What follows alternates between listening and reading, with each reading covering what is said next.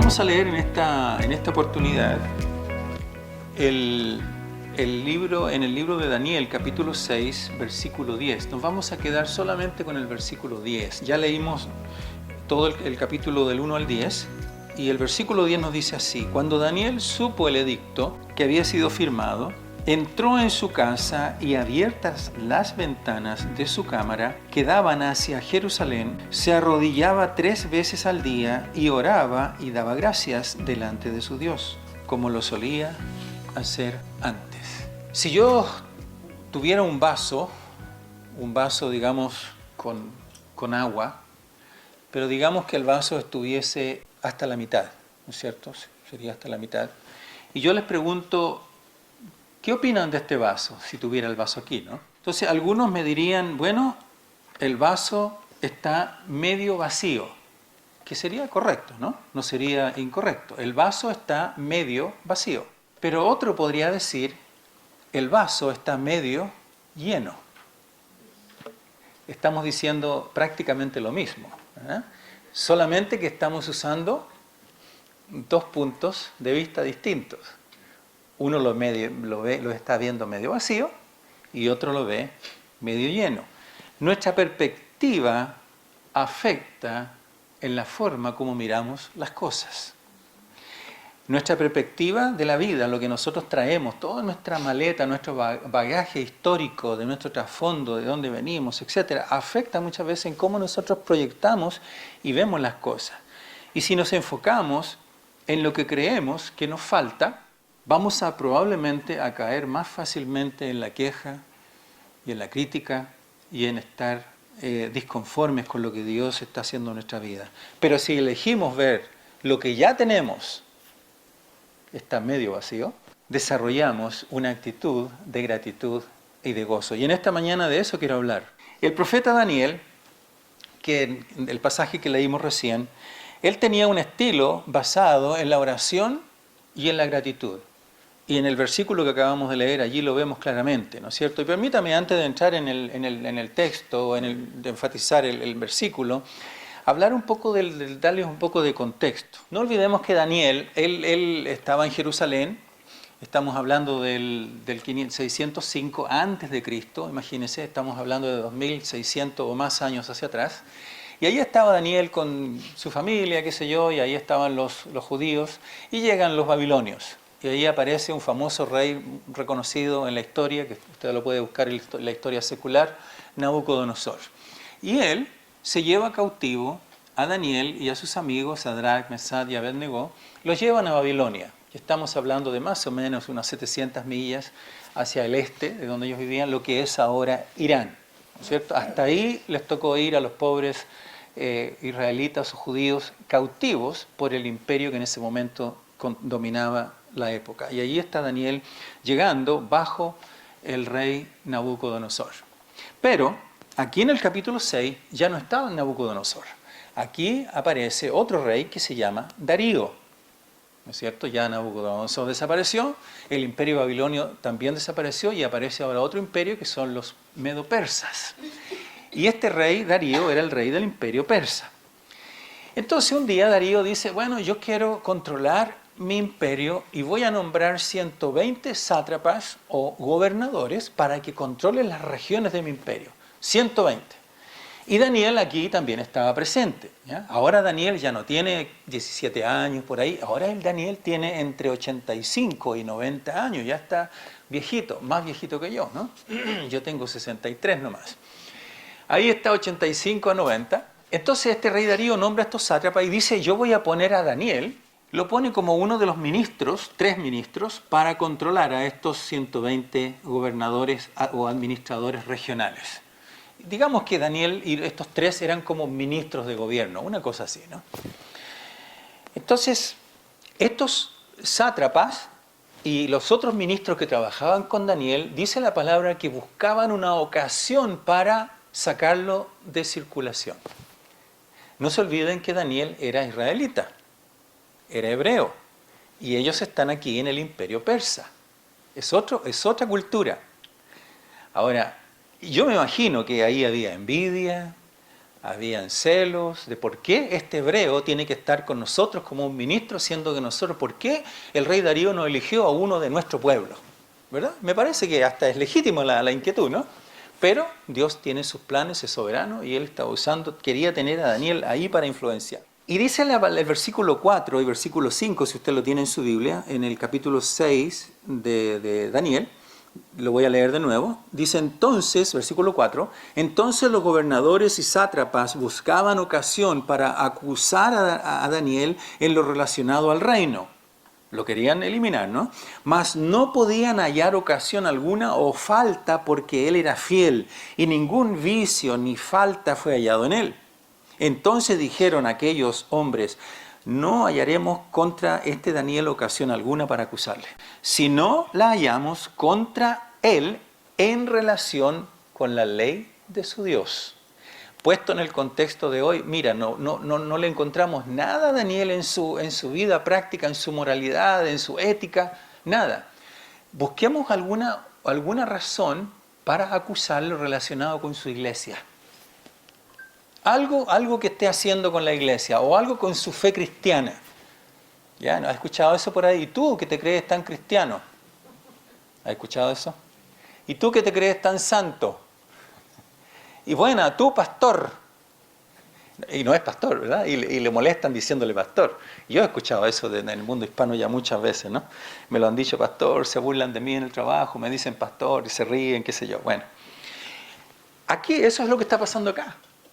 Lo están menoscabando, lo quieren menoscabar y lo quieren eliminar y lo quieren sacar de la posición de influencia que tiene por el rey Darío, que lo ha colocado en esa posición. Y se les ocurre una trampa. ¿Y cuál es la trampa que se les ocurre a estos hombres? Ahí dice el texto, los sátrapas, los gobernadores, estos otros gobernantes que estaban con Daniel, y otros más incluso, le vienen a decir, oh rey, ¿qué te parece si tú haces y firmas un edicto, un decreto de gobierno, y tú firmas esto en el cual nadie en el reino puede orar y hacer petición alguna a otro que no sea tú, magnánimo rey, oh gran rey? Eran un poco chupamedia, ¿no? Estos sátrapas, ¿no?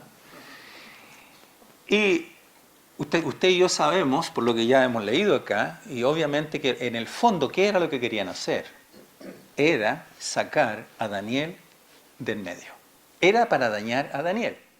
Daniel se entera del edicto, ya está firmado.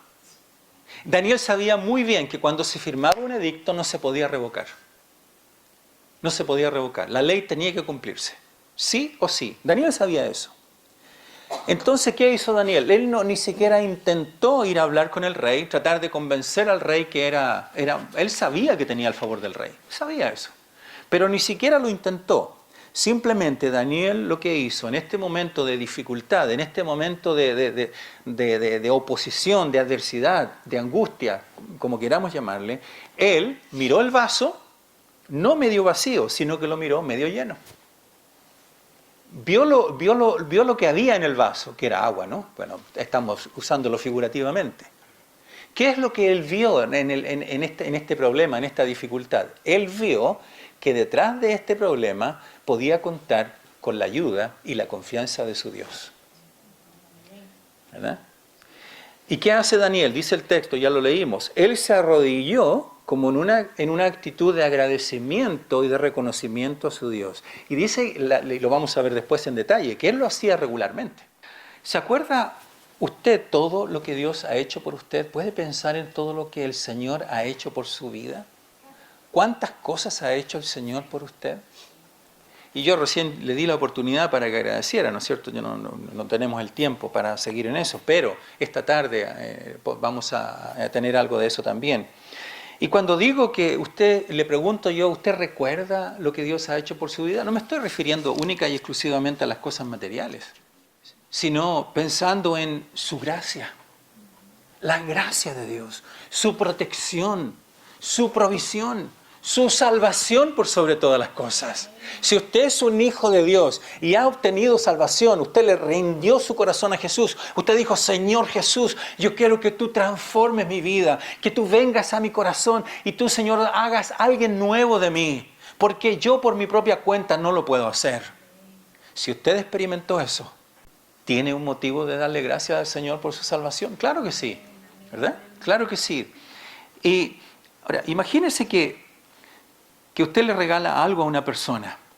Usted le da algo a una persona o le da algo a su hijo, a su hija, y no escucha ni una mínima palabra, ni siquiera un susurro de decir gracias. ¿Cómo se siente? ¿Cómo la siente? Usted sabe que hay algo muy bonito en esta cultura, aquí en los Estados Unidos, para nosotros que venimos de nuestros países latinos, que es la tradición de acción de gracia. En mi opinión, esta debería ser una tradición, una buena tradición, que debería aplicarse en todos los países del mundo. Y no en todos los países del mundo se aplica esto, ¿verdad? Y es una de las tradiciones que deberíamos seguir y practicar. La acción de gracias, de decir gracias porque me ayudaste, gracias porque me diste esto, gracias porque me ayudaste a limpiar la casa, gracias por lo que sea, ¿no? Lo que sea la situación, ¿eh? Daniel mostró su gratitud a Dios con acción de gracias, orando, y dice que oraba y daba gracias. ¿Se imagina usted a Daniel quejándose del edicto? Yo no puedo ver a Daniel aquí quejándose. ¡Ay, Señor, pobre de mí, qué miserable que soy! Este edicto del rey, se supone que el rey me ama, que el rey me adora, que el rey me quiere, que el rey, yo soy su más cercano, y mire el edicto y lo que me va a pasar. ¿Qué voy a hacer ahora? ¿Qué va a hacer de mí? Miserable de mí. ¿Se imagina Daniel diciendo un par de cosas así? Esta era una prohibición que podía afectar su relación con Dios. Era un edicto que podía dañar su relación con Dios. Pero Daniel no lo permitió. Daniel oró dando gracias en vez de amargarse. ¿Sabe usted que muchas veces uno puede experimentar la amargura aún con cuestiones tan simples en la vida? Como de repente llega ahí al drive-thru, en el McDonald's, y usted pidió un sándwich con queso y le dieron uno sin queso. Pero ¿cómo no me dan uno con queso? Esta gente no sabe atender, ¿y hasta cuándo? Bla, bla, bla, bla, bla, bla, bla. Con queso, sin queso. ¿Verdad? Y honestamente todos tenemos eso, y me incluyo. Muchas veces tengo que arrepentirme de eso y pedirle, Señor, perdóname, porque soy tan ingrato, ¿no? Perdóname, Señor. Ayúdame a ser más humilde en mi corazón, ayúdame. Si usted creía que los pastores se equivocan, que no se equivocan, esta no es la iglesia correcta, ¿no? Porque aquí los pastores nos equivocamos y fallamos, somos de carne y hueso, ¿no? También somos pecadores, todos somos pecadores, eso enseña la Biblia, ¿no? Con la diferencia que tenemos a Cristo en nuestro corazón, y usted también lo tiene, ¿verdad? Y podemos servirle a Él con un corazón manso y humilde. Entonces todos podemos enfrentar a veces situaciones que nos exponen a la amargura. Y la pregunta en esta mañana para ustedes es, ¿está luchando usted con la amargura en su corazón por alguna situación difícil que está experimentando y está dejando que la amargura se lo vaya carcomiendo por dentro? Miren lo que dice en Hebreos 12:15. Dice, miren bien que ninguno deje de alcanzar la gracia de Dios, que ninguna raíz de amargura brote y cause estorbo y que por ella muchos sean contaminados. La amargura no solamente causa estorbo en uno personalmente, sino que además contamina a otros, ¿verdad? Es mala influencia, ¿ya? Puede venir por situaciones de pérdida de algún ser querido, por rechazo, por dificultades inesperadas, cosas que no esperábamos. Esto es muy simpático, ¿no? Se cuenta la historia de un hombre que cuenta que una vez fue mordido por un perro y esta persona le dio rabia, ¿ya? Y la rabia, antiguamente no había todas las medicinas que tenemos hoy día y la rabia puede ser mortal, ¿no? Las personas pueden morir. Y esta persona no le puso atención y llegó al hospital de emergencia, y cuando el doctor lo va a chequear, le hace los exámenes correspondientes, le tiene que decir, ¿no? Y anunciar que es una situación ya, no hay vuelta, no hay retorno, o sea, iba a morir. Así que le dice, hombre, mire, aquí tiene un papel, un lápiz, deje todo en orden porque le queda poco. Escriba ahí todo lo que usted quiere para sus hijos, para su familia, su último deseo. Así que el hombre toma el papel y empieza a escribir. Y al rato luego viene el doctor de vuelta y le dice, qué bueno, hombre, que estás poniendo al día tu situación personal. Sí, doctor, estoy aquí anotando varios nombres. Tengo una lista larga. Una lista larga de que si yo logro salir de aquí, a todos estos los voy a morder.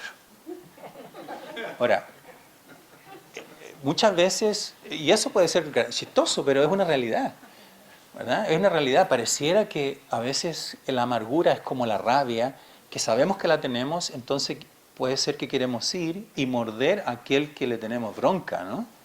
Que le tenemos... y queremos morderlo para que también le dé la rabia y se vaya conmigo, ¿no? La amargura y el resentimiento nos alejan de Dios.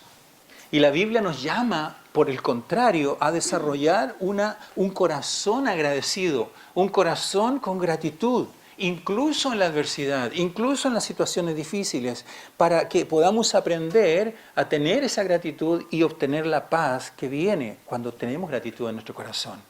La gratitud puede ser una expresión de la dependencia de Dios. Es una expresión que se demuestra que dependemos del Señor. Mire lo que dice Hebreos 4:16. Acerquémonos pues con confianza al trono de la gracia para que alcancemos misericordia y hallemos gracia para el oportuno socorro. Cuando viene la amargura, en vez de quedarnos allí, ¿no es cierto?, podemos ir al Señor y decir, Señor, ayúdame, Señor, te necesito. Daniel enfrentó las pruebas y con fe y gratitud. Él enfrentó las dificultades, reconociendo a Dios en todas sus circunstancias. Un pastor escocés solía decir, recuerden, queridos amigos, que todo fuera del lago de fuego es misericordia. Y él lo decía con hecho de la causa. Si nosotros no tuviésemos a Cristo y tenemos que seguir avanzando en la vida y morimos, la Biblia claramente nos dice que hay un lago de fuego, que hay un lugar donde va a haber tormento para aquel que no conoce a Jesús, ¿verdad? Entonces, este pastor, ¿no es cierto? Recuerden, queridos amigos, que todo fuera del lago de fuego es misericordia. Si estamos aquí hoy y somos hijos del Señor, es por pura misericordia. No es porque nosotros dijimos, ok, ahora voy a recibir a Cristo, voy a seguir el camino de Dios y yo voy a cambiar mi vida y me voy a portar bien. No, así no funciona, ¿verdad? Ahora, la amargura tiene algunas características, lamentablemente, ¿no? Y las voy a mencionar rápidamente. Nunca siente gratitud. La amargura es pronta para fijarse en lo malo que está sucediendo y no detenerse a meditar en lo bueno que tienen las situaciones que se dan en la vida. Aleja a las demás personas del camino de Dios. Así funciona la amargura. La amargura se considera víctima. Pobre de mí, mírame a mí, mira que... víctima. Y por último, basa su identidad en la circunstancia y no en el Dios al que sirven. Así funciona la amargura. Por el contrario, el Señor nos llama ahí en el Salmo 50:14, ofrece a Dios sacrificio de acción de gracias. Y el Señor nos llama a traer palabras de agradecimiento al Señor, traer palabras de gratitud a nuestro Dios. Y Daniel entendió que el antídoto contra la amargura era la gratitud y la oración. Daniel entendió eso, lo comprendió, ¿verdad? Y la gratitud, y esto me lleva al último punto en decir que la gratitud va ligada, está directamente relacionada con la oración. Mire lo que dice el versículo 10, ya lo repasamos de nuevo. Nos dice, cuando Daniel supo que el edicto había sido firmado, lo que ya expliqué, entró en su casa y abiertas las ventanas de su cámara, que daban hacia Jerusalén, se arrodillaba 3 veces al día y oraba, y, ¿qué hacía? Y daba gracias. Y daba gracias. Daniel oraba en privado, sin buscar impresionar. Ahora, yo no creo que él abría las ventanas para impresionar a la gente. Y él se ponía a orar así, oh Señor, para que todo el mundo lo viera. A diferencia de los fariseos en el Nuevo Testamento, los religiosos del Nuevo Testamento, ¿cómo oraban? Dice que hacían largas oraciones.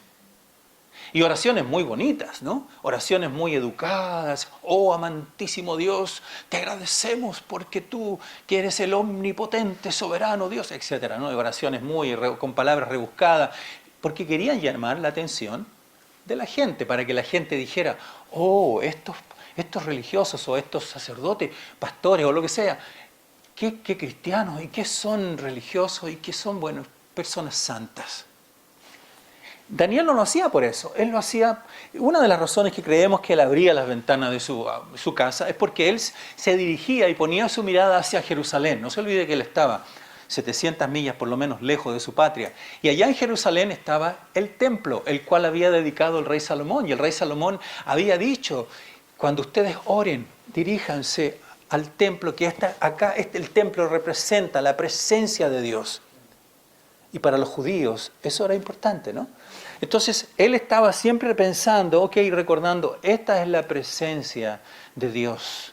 Quiero orar hacia donde el Señor está presente. Y por supuesto, yo me imagino que si oraba de noche también, él quería estar en conexión con la naturaleza, mirando las estrellas, contemplando la grandeza de Dios y todo eso, ¿verdad? Dice que se arrodillaba, y esa es una señal de humildad, de humillación de su corazón, como lo solían hacer Pablo, Pedro y Esteban, Jesús y otros líderes de la iglesia también lo hacían, también se arrodillaban. Y dice también la palabra, y el versículo 10, que oraba 3 veces al día, como lo solía hacer antes. Vale decir que Daniel oraba constantemente, oraba regularmente. Recordemos que Daniel era uno de los 3 gobernadores sobre el imperio. ¿Y usted cree que como gobernador él era un hombre ocupado? Muy ocupado. Extremadamente ocupado. Pero ¿escuchó lo que acabo de leer? Dice que oraba ¿cuántas veces? 3 veces al día. Spurgeon dice esto. Él dice que probablemente Daniel, él no es que oraba 3 veces al día. Lo más probable es que él tenía una constante actitud de oración. Permanentemente. ¿Verdad? Permanentemente, y es muy probable que así era. Daniel continuó orando y dando gracias a Dios como siempre, sin dejar que este decreto lo distrajera. Su vida refleja una confianza inquebrantable en la soberanía de Dios. En la soberanía de Dios. Dice Spurgeon, la oración y la alabanza deberían ir siempre al cielo de la mano. ¿No es cierto que cuando oramos, una de las primeras cosas que hacemos, y yo le animo a que usted lo haga, cuando usted ore, Padre nuestro que estás en los cielos, santificado sea tu nombre? Es el modelo de la oración. Lo primero que hacemos es dar gracias. Oh Señor, gracias. Antes de empezar a pedir, porque si vamos a pedir, la lista es así, ¿no? ¿Verdad que sí? La lista de peticiones siempre es larga. Y la lista de acción de gracias a veces es chiquita, es cortita. Démosle gracias al Señor. Cuando usted ore, empiece dando gracias. Agradézcale al Señor, ¿verdad? Eso es lo que nos enseña la Escritura que hagamos. Él siguió orando. Cristo es nuestro modelo de gratitud en medio de la prueba. Daniel experimentó las pruebas, experimentó la oposición. En Lucas 22, 19 lo podemos leer. Entonces Jesús tomó pan y habiendo dado gracias, lo partió y les dio diciendo, esto es mi cuerpo que por ustedes es dado. Hagan esto en memoria de mí. Jesús sabía que iba a la cruz. Jesús sabía que iba a ser crucificado. Jesús sabía que iba a ser atormentado, que iba a ser molido. Cuando Él parte el pan, simbólicamente está diciendo, así me van a moler, me van a quebrar. Este es mi cuerpo que por ustedes he dado. Pero ¿qué fue lo que hizo antes que nada? Dio gracias. Es muy interesante. Y esto nos debe hacer pensar, en medio de nuestras dificultades, mantengamos un corazón agradecido, ¿verdad? Jesús, al igual que Daniel, Él mantuvo esta actitud de gratitud al Señor, ¿verdad? Ahora, es interesante el paralelismo que existe entre Daniel y Jesús. Y yo hice esta comparación, ¿no es cierto? Y la vamos a ver en la pantalla así brevemente. Primero, en la adversidad, Daniel oró 3 veces al día, aun cuando se le prohibió. Jesús oró en Getsemaní pidiendo fuerza para enfrentar la cruz. ¿No es verdad? Luego, otro paralelismo. Obediencia a Dios. Daniel se mantuvo fiel al Señor, a pesar de que después fue puesto en el foso de los leones. Y fue allí dejado y hasta el otro día, y cuando viene el rey lo encontró, y usted sabe la historia, ¿no es cierto? No murió. El Señor lo rescató. El Señor Jesús aceptó su llamado y su misión con humildad y con una actitud de obediencia. Las tentaciones. Daniel se mantuvo fiel en medio de un mundo pagano, rechazando la tentación. Y Jesús resistió las tentaciones allá en el desierto cuando estuvo 40 días, 40 noches. ¿Se acuerda que el Satanás lo viene a tentar? Venía a tentarlo constantemente y durante todo su ministerio siempre estaba siendo atacado y tentado por el enemigo, probado. Y por último, enfrentar la muerte. Daniel enfrentó la muerte. Él entró al pozo de los leones, digamos que representa de alguna manera la muerte, pero fue rescatado por Dios. Él no resucitó como Jesús, pero Jesús sí enfrentó la muerte, pero Él resucitó. Esa es la gran diferencia, ¿no es cierto? Ambos son modelos que nos enseñan a mantener la fidelidad a Dios, ¿verdad? Y a resistir las adversidades. Y en esta oportunidad me gustaría dejar con ustedes brevemente algunas pautas generales que son importantes y que podemos considerarlas como importantes para nuestra vida práctica. Lo primero que quiero dejar con ustedes, hermanos o amigos, proponga en su corazón no quejarse. Pídale al Señor, ayúdame Señor, a tener una actitud agradecida y no tener una actitud de queja. Es fácil encontrar algo por qué quejarse. Es fácil. ¿Ya? Es fácil. Podríamos, no sé, no es el caso, pero podríamos decir, estas sillas, tan incómodas que son estas sillas. Gloria a Dios que tenemos estas sillas que tienen ahí un poquito de algodón, no sé cómo decir, de colchón, digamos. ¿Ya? ¡Ay, que hace calor aquí! Podríamos quejarnos también de eso. ¡Ay, que hace frío! Siempre hay motivos para encontrar razones para quejarnos, ¿no es cierto? Daniel, en medio de las circunstancias difíciles, él dio gracias, ¿verdad? Dos personas pueden mirar el mismo paisaje, uno ve desolación y otro ve posibilidades, ¿verdad? El vaso medio vacío, medio lleno. Lo que cambia la situación es la perspectiva. Daniel tenía por lo menos 3 limitaciones en su situación que estaba viviendo con el edicto. La ley de Media y Persia no podía ser revocada. No podía. La roca que se puso sobre ese hoyo ahí en la tierra y le pusieron una roca, así como a Cristo le pusieron la roca en la tumba, y la sellaron además con el sello real, no podía, bajo ninguna circunstancia, él podía escapar de ahí. Nadie podía mover eso. No había escapatoria. Los malos se aseguraron de que nadie lo pudiera salvar, que nadie lo pudiera rescatar. Hermanos, la fe auténtica no es una cuestión de mística o algo mágico. Es cultivar una relación personal con Dios. Cuando decimos voy a ir a la iglesia para que Dios me bendiga, es verdad, pero no es toda la verdad. Es más que eso. ¿Y qué es eso más? Es cultivar una relación personal con el Señor a través de Jesucristo. Si yo voy a desarrollar una relación personal con Jesucristo, ¿verdad? Mi vida, por supuesto, Dios me va a bendecir, pero voy a experimentar pruebas también. Yo no le voy a engañar, no le voy a decir, mira, ven a Cristo, usted siga a Cristo y todo le va a ir bien. Venga a Cristo y se le van a solucionar los problemas. Porque no es eso lo que enseña la Escritura. La Escritura nos llama a venir a Cristo y a depender de Él y confiar en lo que Él tiene para nosotros de acuerdo a sus planes. Y a veces pueden ser difíciles las situaciones, pueden ser difíciles. Pero sin duda, cuando usted confía en Dios, uno aprende a descansar en Él y a confiar en su soberanía, ¿verdad? Segunda pauta y consejo para usted durante estos días que vamos a estar celebrando Acción de Gracia. Mantenga una actitud de humildad, como Daniel.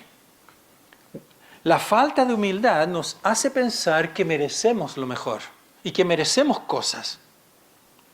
Daniel se mantuvo humilde, él se arrodillaba y confió en el Señor y daba gracias. Lo opuesto de la humildad es la arrogancia. Mire lo que dice Santiago 4:6. Dios se opone a los soberbios, pero da gracia a los humildes. ¿Venimos delante de Dios con humildad? Espero que sí. La verdadera humildad nos lleva a reconocer nuestra dependencia de nuestro Dios.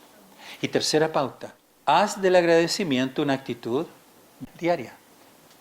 Día tras día debemos agradecer a nuestro Dios. No solamente el día de Acción de Gracias, debe ser una actitud constante como la que Daniel tenía, ¿no es cierto? Agradecer cada día a nuestro Dios nos enfoca en su fidelidad, nos enfoca en Él y aprendemos a mirar el vaso menos lleno en vez de mirarlo medio vacío.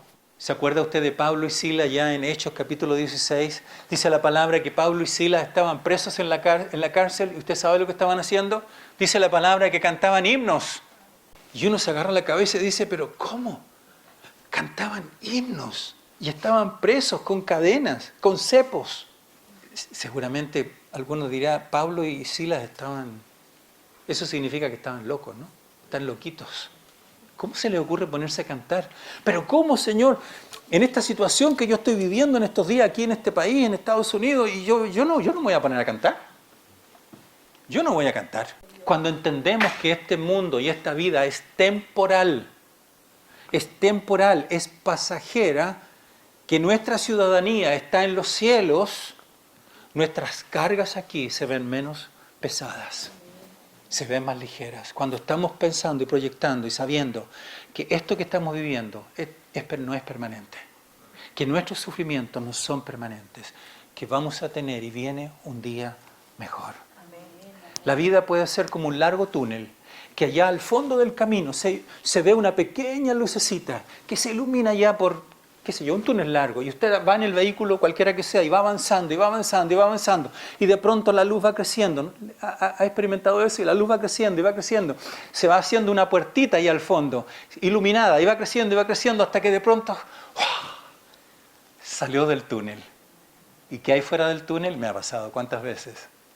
Está iluminado, hay sol, pajaritos, qué sé yo, los árboles, las montañas, o el mar, el río, el agua, lo que sea. Esperanza, pero dentro del túnel era todo oscuro.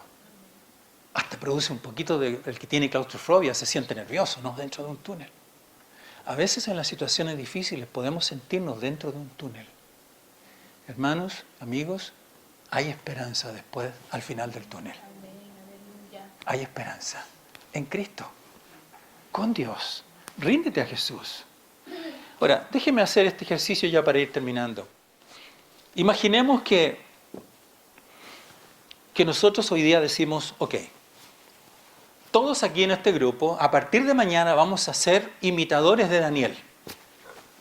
Vamos a imitar a Daniel, porque Daniel era un hombre fiel, era un hombre comprometido, no tenía ninguna falta, no tenía ningún vicio, era superior que los otros sátrapas o los otros gobernadores, era un ministro. Por lo tanto, yo ahora me voy a portar bien y voy a ser como Daniel. Le puedo asegurar que esa buena intención, que ese buen deseo no va a durar más de 2 horas.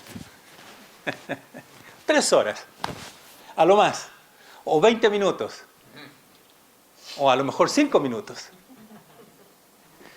Y usted dice, pero pastor, ¿cómo si tenemos que imitar un buen modelo? Es más, si usted dice, no, yo voy a imitar el modelo de Cristo, porque Cristo era un buen maestro, ¿verdad?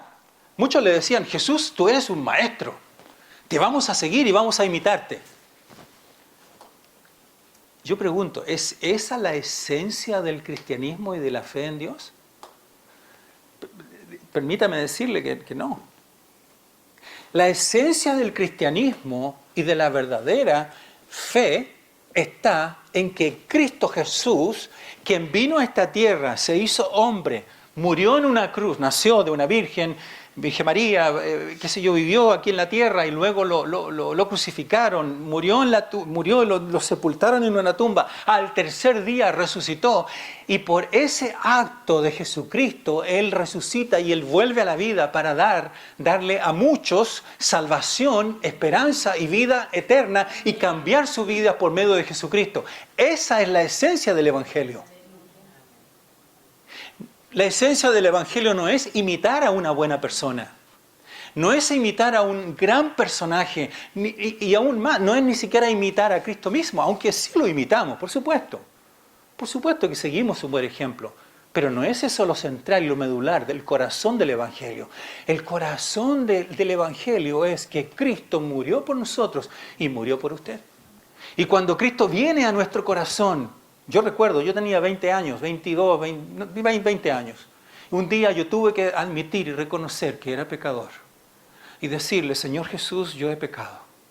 Te he ofendido. He sido un perverso con las cosas que he hecho. Perdóname, Señor. Y ese día yo recuerdo que me arrodillé con la persona que me estaba guiando y le dije así tal textualmente: Señor Jesús, cambia mi vida, transfórmame, hazme un hombre nuevo, úsame como tú quieras.